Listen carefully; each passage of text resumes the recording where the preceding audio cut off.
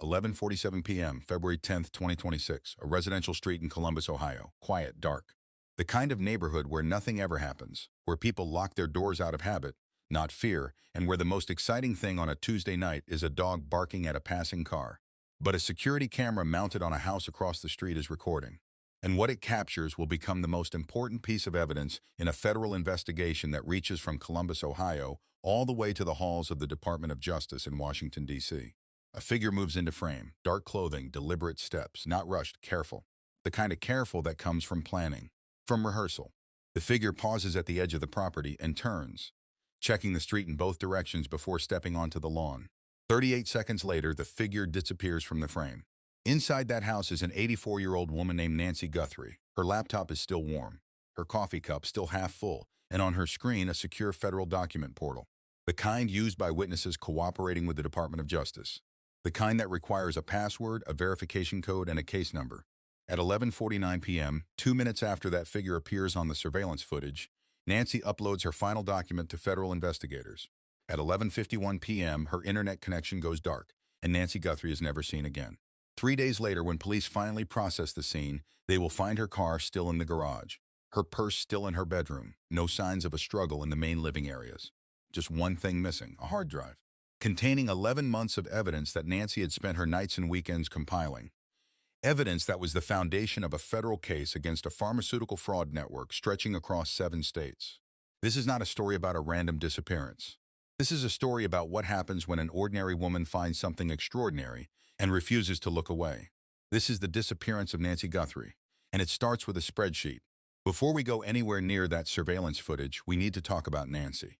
Because Nancy Guthrie was not the kind of person who makes headlines. She was not famous. She was not wealthy. She did not have a verified social media account or a podcast or a book deal. She was not the kind of woman whose name gets mentioned at press conferences or whose face appears on the evening news under the banner breaking story. She was 84 years old, still working, still showing up every single day to her job at MedSource Logistics, a mid-sized pharmaceutical distributor based in Columbus, Ohio. While most people her age had long since retired to front porches and grandchildren and the quiet reward of a life fully lived. But Nancy wasn't built for quiet, she was built for details. Her title was Compliance Verification Officer, which sounds, as the source material for this case puts it, about as boring as a job title can get. She verified paperwork, she checked invoices. She cross-referenced Medicare and Medicaid reimbursement claims against actual delivery records to make sure the numbers aligned. Unglamorous, repetitive, the kind of job where, if you're doing it right, nobody notices you at all. Nancy made $68,000 a year. She drove herself to work. She kept meticulous notes. She had a home office with a locked drawer where she kept her most sensitive documents, the kind of drawer that tells you everything about a person's relationship with responsibility. Her sister would later describe her as meticulous, dedicated, someone who believed in doing the right thing even when it was difficult, even when it was inconvenient, even when every reasonable person around her was telling her to let it go, process the forms, collect her paycheck, and go home. Nancy Guthrie did not let things go. And in March of 2025, staring at a set of numbers that didn't add up, in a spreadsheet that most people would have glanced at and moved past, Nancy found something that would set in motion one of the most significant federal investigations the Department of Justice has pursued in nearly a decade. She didn't know that yet. She just knew the numbers were wrong. And she was the kind of person who needed to understand why. If you're new to this channel, welcome. Hit that subscribe button right now. Every week we bring you real cases, real people, real stakes. The stories that don't always make the front page, but absolutely should. Nancy's story is one of them. You being here means her name reaches one more person. That matters more than you know. Now, let's follow the numbers. It started with 3 nursing facilities in southern Ohio. March 2025, Nancy is at her desk, spreadsheets open, coffee going cold. Doing what she does every day.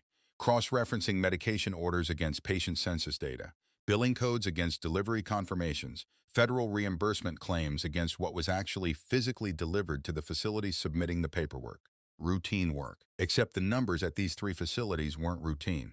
They were ordering controlled substances, serious medications, high-level painkillers, the kind of pharmaceuticals that are tightly regulated by both the DEA and state medical boards specifically because of their potential for misuse, in quantities that bore no relationship to the number of patients those facilities were actually serving. Not a little off, way off. A facility with 40 residents does not need the monthly medication supply of a 400-bed hospital. The math doesn't work. The patient population doesn't support it.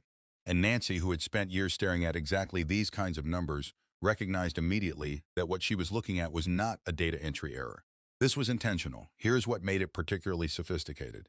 The federal government has monitoring systems specifically designed to catch this kind of thing. When a facility starts ordering unusually high quantities of regulated medications, automated flags are supposed to trigger. Alerts go out, regulators get notified, the system catches it, except the system wasn't catching it. Because whoever designed this operation understood exactly how those thresholds worked, and had structured every single order to stay just beneath them, not randomly, precisely. Each order coming in a few percentage points below the level that would trigger an automatic review. Calculated, deliberate, patient. This was not someone stumbling into fraud by accident. This was someone who had studied the regulatory framework, identified its ceiling, and built their entire operation in the space just below it. Nancy flagged the discrepancies internally. She went to her supervisor and laid it out, the facilities, the quantities, the patient census data that didn't support the orders. She was clear, she was specific, she had documentation. Her supervisor told her they were clerical errors, process the reimbursements and move on. Nancy did not move on. Instead, she started keeping copies, personal copies, off the company system, in that locked drawer in her home office. Every invoice, every delivery confirmation, every billing code and reimbursement claim that struck her as wrong. She built her own parallel record, the kind of documentation that a prosecutor would later describe as among the most thorough they had ever seen from a non-law enforcement source. By June of 2025, 3 months after she first noticed the discrepancies, Nancy had mapped something far larger than 3 facilities in southern Ohio. 17 facilities across Ohio, Indiana, and Kentucky, all of them connected. All of them participating in a systematic pattern of Medicare overbilling that was not accidental, not isolated, and not stopping on its own. Some of the medications being billed for were never delivered at all. Others were delivered in quantities significantly smaller than what was being charged to Medicare. And in some cases, the most disturbing cases, medications that were supposed to be delivered to elderly nursing home patients were instead being redirected through unauthorized distribution channels. Think about what that means. Elderly patients in nursing homes, people in their 70s, 80s, 90s, people who depend entirely on the facilities caring for them to manage their medications were being deprived of prescriptions that the federal government was paying for. Prescriptions that existed on paper, prescriptions that Medicare had already reimbursed. The money was collected, the medications never arrived. And somewhere in the gap between what was billed and what was delivered, millions of dollars were disappearing into a network that Nancy was only beginning to understand. She kept copying, she kept documenting, she kept building her file, and she kept it all in that locked drawer. Before we go any further, where are you watching from right now? Drop your city or state in the comments below. The Case Files collective community is spread all across this country, and on a case like this, a case that touches the healthcare system, every single American depends on, I want to know where you're coming from. Drop it below. I read every single one. The medications were just the surface. Nancy had found the tip of something, and the more she pulled, the more came up with it. Because underneath the overbilling, underneath the phantom deliveries and the redirected controlled substances, was a financial architecture that had been constructed with the kind of care and sophistication that you don't build overnight. This wasn't a couple of nursing home administrators padding their invoices. This was an organized operation with corporate infrastructure, legal cover, and a money movement system designed to make the funds nearly impossible to trace. It started with the shell companies. Deliberate, methodical pace, building weight MedSource Logistics, the company Nancy worked for, the company processing these medication orders and collecting these Medicare reimbursements, was moving money, large amounts of money, to a network of entities that had names suggesting legitimacy but had no actual business operations behind them. Meridian Health Solutions LLC, registered in Nevada, no employees on record, no physical office address, no website, no phone number. Just a corporate registration, a bank account, and a name professional enough to appear on an invoice without raising immediate questions.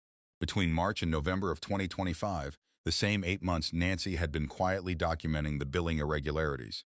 MedSource Logistics transferred $8 million to Meridian Health Solutions.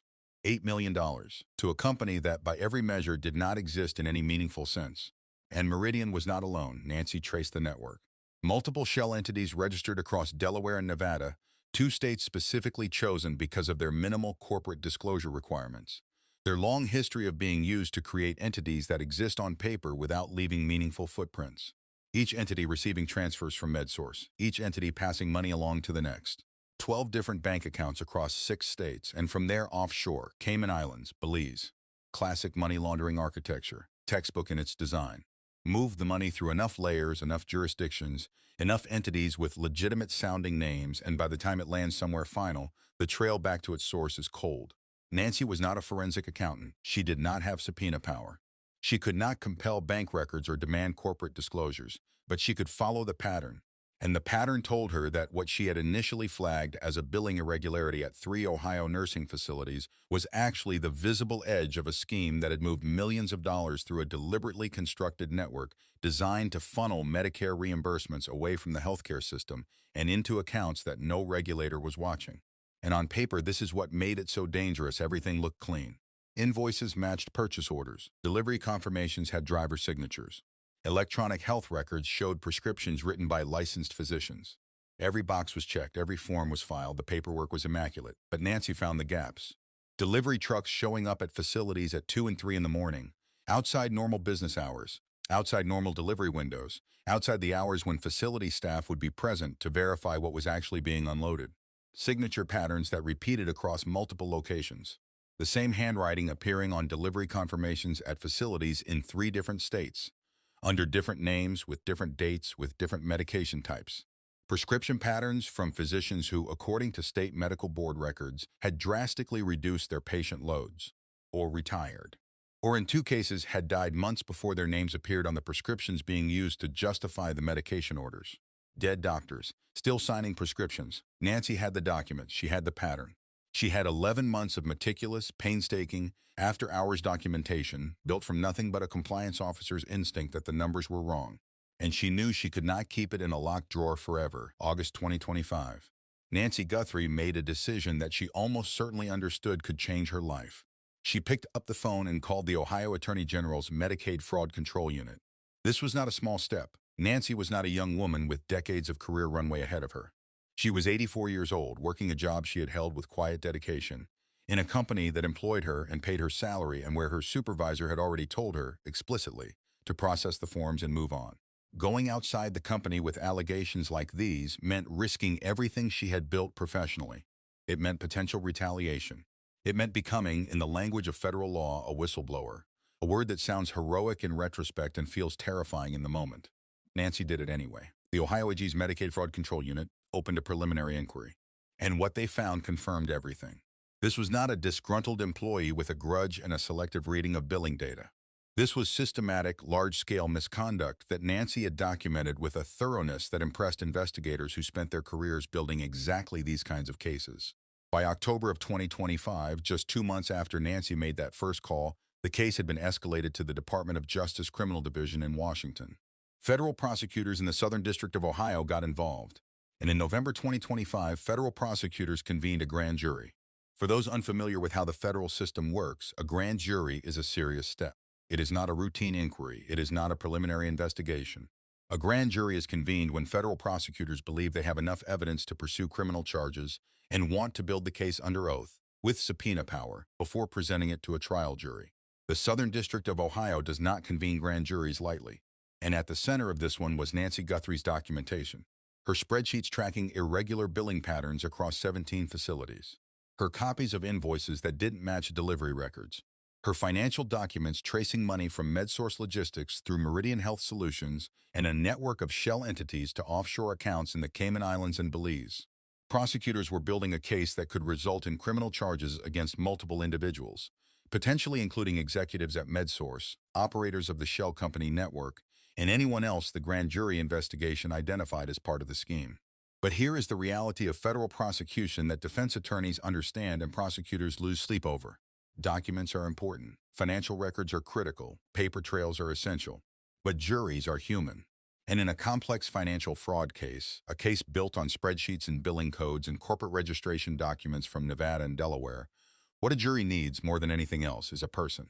A human being who can sit in that witness box, look the jury in the eyes, and walk them through every transaction, every red flag, every piece of evidence, in language that makes sense to 12 ordinary Americans who did not spend their careers staring at pharmaceutical billing data. Nancy was that person. Without her testimony, defense attorneys would challenge the chain of custody on every document. They would question the analytical methodology. They would introduce just enough technical uncertainty to create reasonable doubt. With her, the case was solid, which means Nancy Guthrie was not just a witness, she was the case. Do not go anywhere. What happens next, the night Nancy vanishes, the surveillance footage, the stolen hard drive, is the part of this story that will stop you cold. But before we get there, hit that like button right now. One tap. It costs you nothing, and it tells the algorithm to put Nancy's story in front of more people who need to hear it. She spent 11 months trying to expose this. The least we can do is make sure her story is heard. Go ahead. I'll wait. January 24th, 2026. Nancy Guthrie sat across from federal investigators and provided additional documentation to the grand jury case. We do not know exactly what was discussed. Grand jury proceedings are sealed by law. But we know she was cooperating fully. We know she provided materials. And we know that prosecutors were preparing to use her testimony as the cornerstone of their case when it went to trial.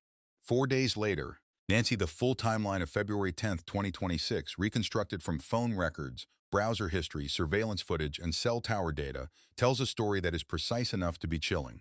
At 10:38 p.m., Nancy received a text message. The number was not in her contact list. Investigators traced it immediately. A prepaid phone, activated approximately 3 hours before the message was sent and deactivated shortly after. A burner. The kind of phone you buy specifically because you do not want it traced back to you. The content of that message has not been publicly disclosed. Investigators have not released it. But whatever it said, it came from someone who had gone to deliberate lengths to ensure they could not be identified. Think about what that means. At 10:38 p.m. on the night, Nancy Guthrie disappeared. Someone who did not want to be found sent her a message from a phone that no longer exists. At 11:18 p.m., Nancy's cell phone sent its last signal to a tower near her home. At 11:47 a.m., the security camera across the street began recording. The figure in the footage moves with purpose. Dark clothing, the kind of clothing that doesn't reflect light, that doesn't stand out, that is chosen specifically to disappear into a dark residential street at midnight. The figure approaches Nancy's property from the left side of the frame, pauses at the edge of the lawn, and turns, checking the street in both directions. Right, left again. Then steps onto the grass. 38 seconds after entering the frame, the figure exits it. At 11:49 p.m., Nancy's laptop browser history shows her accessing the secure federal document portal. 2 minutes after a figure has just walked onto her property, she is uploading evidence. The final document she uploads is timestamped 11:49 p.m. At 11:51 p.m., Nancy's home Wi-Fi connection goes offline. Her internet does not reconnect that night. It does not reconnect the next morning. It does not reconnect at all. Nobody reported Nancy missing immediately. An 84-year-old woman who lives alone, who keeps to herself, who is meticulous and private, her absence is not immediately alarming to the outside world. It takes 3 days before someone goes to check on her and finds what they find. Her car in the garage. Her purse in the bedroom, wallet inside, credit cards untouched, cash still folded.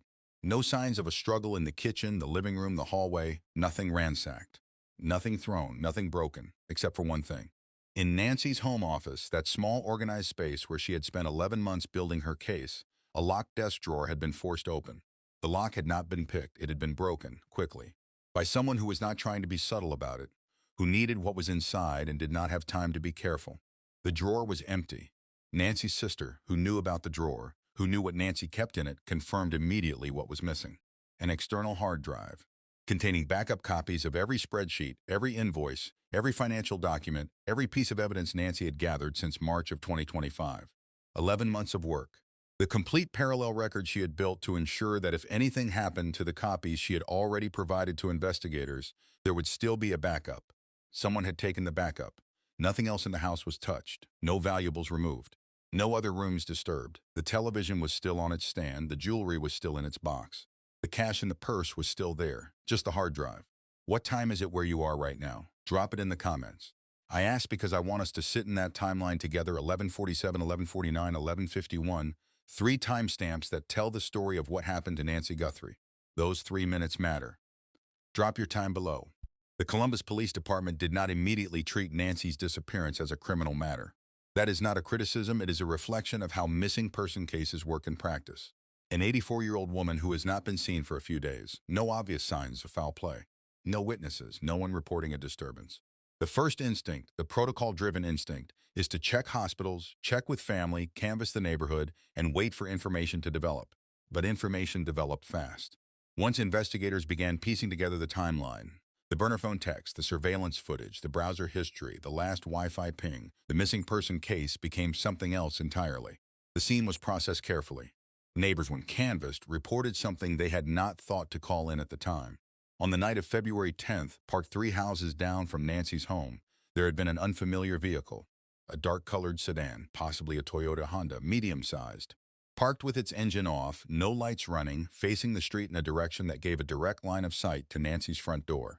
Nobody had thought much of it at the time. People park on residential streets. Cars sit. It's not unusual. By morning, the vehicle was gone. Police canvassed the surrounding blocks for additional security camera footage. They came up empty. No other residential cameras had captured the vehicle's arrival or departure. The camera that had recorded the figure approaching Nancy's home had captured that one angle and nothing else. Whoever had parked that car, and whoever had approached that property, had understood the surveillance coverage well enough to stay outside of it. On February 12th, 2 days after Nancy disappeared, the Columbus Police Department confirmed publicly that they had identified a person of interest captured in the surveillance footage. They did not release a name. They did not make an arrest. But sources within the investigation, speaking to journalists on condition of anonymity, provided a detail that reframed the entire case. The individual in the footage, those sources said, is connected to an entity that Nancy Guthrie had been documenting for the past 11 months. Connected, not employed by, not a known associate of. Not a family member or a neighbor or someone with an innocent reason to be on that street at midnight. Connected to one of the entities in the network Nancy had spent nearly a year building a case against. That word, connected, is doing a lot of work in that sentence. It is the word investigators use when they know something they cannot yet prove in a courtroom. When they have enough to point a direction, but not enough to make it stick. When they are building towards something and cannot afford to move before they are ready. It tells you that Columbus PD and the federal investigators now working alongside them know who that figure is. It tells you they are being deliberate about what comes next. And it tells you more clearly than any official statement that Nancy Guthrie did not simply wander away from her home on a February night, leaving her car and her purse and her life behind. She was taken by someone who knew she was cooperating with federal investigators, by someone who knew what was on that hard drive, by someone who had gone to that house specifically to make sure Nancy Guthrie would not be sitting in a federal courtroom telling a jury what she knew. I want to stop here and ask you something. Nancy knew there were risks. Her sister said so publicly. Nancy understood what she was walking into when she made that call to the Ohio AG's office. She did it anyway. What would you have done? If you found what Nancy found, at her age, alone, with no guarantee of protection, would you have made that call? Drop your honest answer in the comments. This conversation matters. Here is the question that federal investigators cannot answer publicly and cannot stop thinking about privately. Grand jury proceedings are confidential. Federal law does not just discourage the disclosure of witness identities in active investigations. It prohibits it. The entire architecture of witness protection in the American legal system is built on the assumption that if you cooperate with federal investigators, if you walk into a U.S. attorney's office and provide evidence against people who have the resources and the motive to harm you, the government will protect your identity until it is time for you to testify. Nancy cooperated in August of 2025. She met with federal investigators in January of 2026. She disappeared 4 days later. Someone knew. Someone knew that Nancy Guthrie was the central witness in a federal grand jury investigation. Someone knew what evidence she had. Someone knew she had uploaded documents to federal investigators on the night of February 10th. Someone knew about the hard drive in the locked drawer. How? There are two possibilities, and neither one is comfortable. The first, an operational security breach. Somewhere in the chain between Nancy's initial contact with the Ohio AG's office and her most recent meeting with federal prosecutors, information leaked. Not necessarily through malice, not necessarily through a deliberate act of betrayal, but through the kind of institutional carelessness that happens when a case moves through multiple agencies, multiple offices, multiple jurisdictions, each handoff creating another opportunity for a name to appear in the wrong document, a file to be accessed by someone without proper clearance, a detail to slip through a gap. The second possibility is harder to sit with, an insider. Someone with authorized access to the investigation, someone within the legal system, within law enforcement, within the prosecutorial apparatus built around this case, who shared information with the people Nancy was helping to prosecute. Both scenarios represent a catastrophic failure. If it was a security breach, the federal system designed to protect witnesses does not work. And if it does not work in this case, it does not work in any case where organized crime, financial fraud networks, or corrupt interests have the reach to exploit those gaps. If it was an insider, the implications are worse. On February 11th, the day after Nancy disappeared, flight records show federal agents from the Department of Justice Office of Inspector General traveling from Washington, D.C. to Columbus, Ohio. The DOJ's Office of Inspector General investigates misconduct within the Department of Justice itself. Their presence in Columbus the day after a federal witness vanished is not incidental. The FBI's Cincinnati field office has not confirmed involvement. The Department of Justice has not issued any public statement. But the expanded grand jury, originally convened to investigate pharmaceutical billing fraud, has now broadened its scope. Federal prosecutors are examining potential obstruction of justice, witness interference, federal charges that carry sentences measured in decades, not years. This case is no longer just about Medicare fraud. It is about whether someone within the system, or connected to it, took action to ensure that a federal prosecution would fail. And Nancy Guthrie is the evidence of that, wherever she is. Nancy Guthrie's case does not exist in isolation. What she uncovered in Columbus, Ohio, the phantom deliveries, the shell companies, the offshore accounts, the dead doctors still signing prescriptions, is not an anomaly. It is a symptom. In January 2026, the Centers for Medicare and Medicaid Services released its annual improper payment report. The numbers were staggering, $86 billion. That is the estimated total of improper payments made across all Medicare and Medicaid programs in fiscal year 2025. $86 billion paid out to providers for services that were either not rendered as billed, or not rendered to eligible patients. Not all of it is intentional fraud. Some portion represents billing errors, honest mistakes in a system so complex that even well-intentioned providers get things wrong. Administrative confusion, coding errors, paperwork filed incorrectly. But federal investigators estimate that at least $32 billion of that total represents deliberate, organized, intentional fraud. Schemes designed specifically to exploit gaps in federal oversight and extract money from taxpayer-funded healthcare programs. $32 billion. That is more than the annual GDP of 60 countries. More than the combined annual budgets of the FBI, the DEA, and the ATF. More than the entire annual budget of the Department of Homeland Security. And it is coming directly out of the programs that the most vulnerable Americans depend on. Medicare's Hospital Insurance Trust Fund, the fund that pays for hospital care for elderly Americans, is projected to face significant financial challenges by 2031, 5 years from now. Medicaid, which provides health care coverage to 94 million Americans as of 2025, the highest enrollment in the program's history, is under constant budget pressure at both the state and federal level. Every dollar fraudulently extracted from these systems accelerates that timeline. Federal prosecutors in Florida charged executives from a medical equipment company with defrauding Medicare of $214 million in January 2026. New York investigators broke up a home health care billing operation in December 2025, alleged to have taken $96 million from Medicaid. Texas authorities arrested operators of a pharmacy network in November 2025, accused of submitting false claims totaling $138 million. These are not isolated criminals operating in the margins. These are organized operations with corporate structures, professional accountants, legal entities registered across multiple states, and sophisticated technology specifically designed to stay below the detection threshold of federal monitoring systems. The same methodology Nancy found in Columbus, the same architecture, the same shell companies, the same threshold management.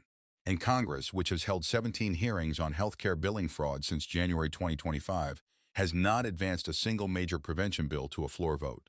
The political will to condemn the problem exists. The political will to fund the solution does not. Which means the front line of defense against a $32 billion annual fraud problem is people like Nancy Guthrie. Compliance officers making $68,000 a year. People with no subpoena power, no protection detail, no federal badge, just a sense of right and wrong and the stubborn conviction that the numbers should add up. What's the weather like where you are today? I always think about this. Nancy drove to work every day in Columbus, ordinary Ohio winters. Gray skies and cold mornings. She sat at her desk and stared at spreadsheets and found something that billion-dollar federal systems missed.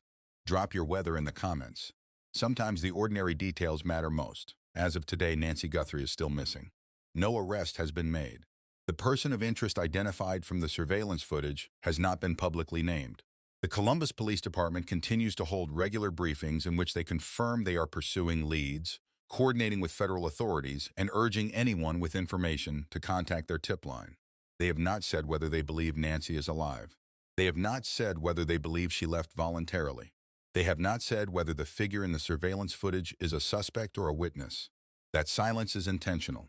In active investigations, particularly investigations that have expanded to include potential obstruction of justice and witness interference charges, law enforcement protects information the same way prosecutors protect evidence.